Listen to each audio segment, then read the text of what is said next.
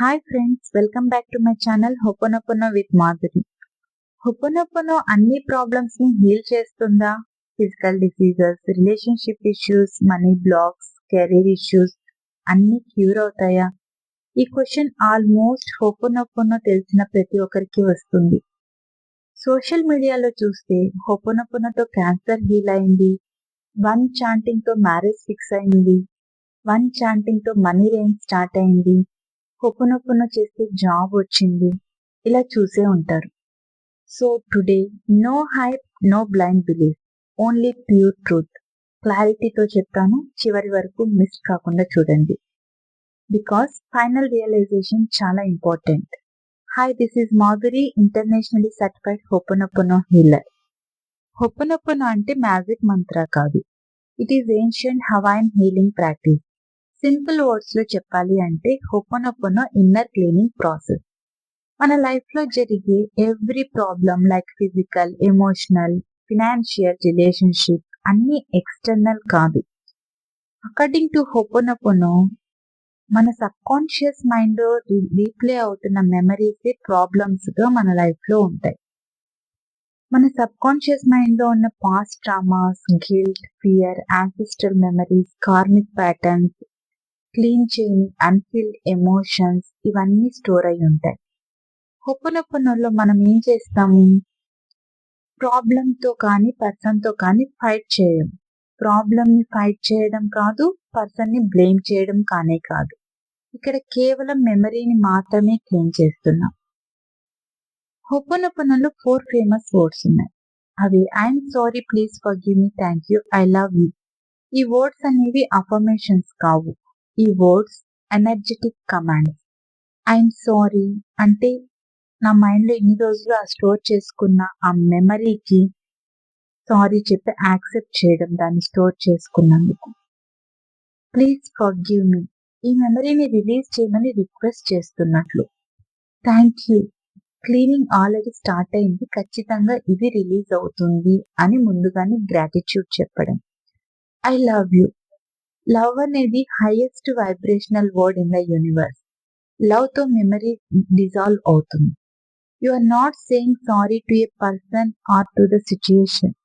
You are just talking to your inner self or to the divine power. హోపోనోపోనోతో disease clear అవుతాయా లేక heal అవుతాయా అంటే ho'oponopono అనేది మెడిసిన్ కి రీప్లేస్మెంట్ కానే కాదు. కానీ డిసీజ్ అంటే ఏంటి? మనలో స్టోర్ అయిన emotional memories రీప్లేయింగ్ as the diseases అన్నమాట. ఫర్ ఎగ్జాంపుల్, ఈజీగా చెప్పాలి అంటే మనలో ఉన్న ఫియర్ ఇష్యూస్ అన్ని కూడా స్టమక్ ప్రాబ్లమ్స్ గా బయటపడతాయి. లాంగ్ టర్మ్ యాంగర్ ఉంటే వాళ్ళకి లివర్ ప్రాబ్లమ్ గా బయటపడుతుంది. సప్రెస్డ్ ఎమోషన్స్ ఉంటే థైరాయిడ్ లాగా బయటపడతాయి. ఎక్కువ ఓవర్ రెస్పాన్సిబిలిటీ అండ్ గిల్ట్ ఉంటే అది బ్యాక్ పెయిన్ లాగా బయటపడుతుంది. ఇవంతా హోపోనోపోనో చేస్తుంటే స్ట్రెస్ రిడ్యూస్ అవుతుంది, ఎమోషనల్ లోడ్ రిలీజ్ అవుతుంది, బాడీ సెల్ఫ్ హీలింగ్ మోడ్ లోకి వెళ్తుంది.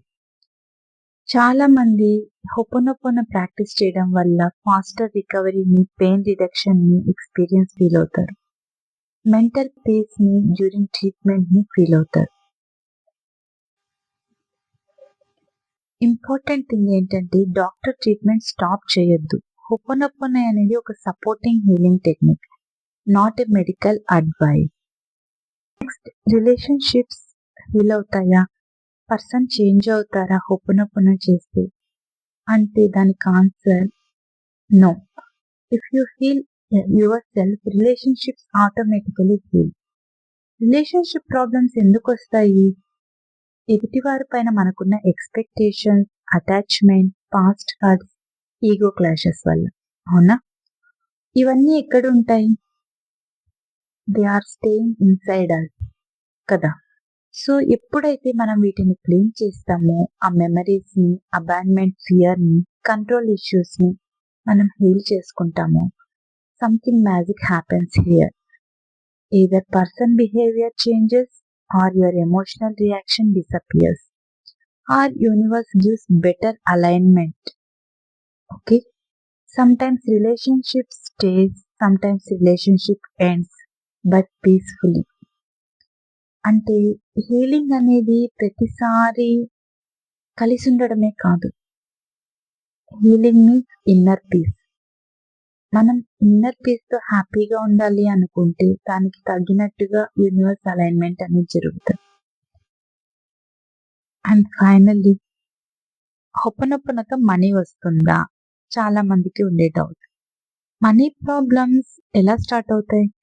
స్కార్సిటీ మైండ్ సెట్ వల్ల, సెల్ఫ్ వర్త్ ఇష్యూస్ వల్ల, ఫియర్ ఆఫ్ లాస్ వల్ల, లేదా యాన్సిస్ట్రల్ పావర్టీ మెమరీస్ అంటే పూర్వీకులు వాళ్ళ మెమరీస్ లో ఉన్న డబ్బు పట్ల ఉన్న ఆందోళన వల్ల. Ho'oponopono clears I'm not good enough, money is hard, rich people are bad అన్న బిలీఫ్స్ ని హొపనొపనో అనేది క్లియర్ చేస్తుంది.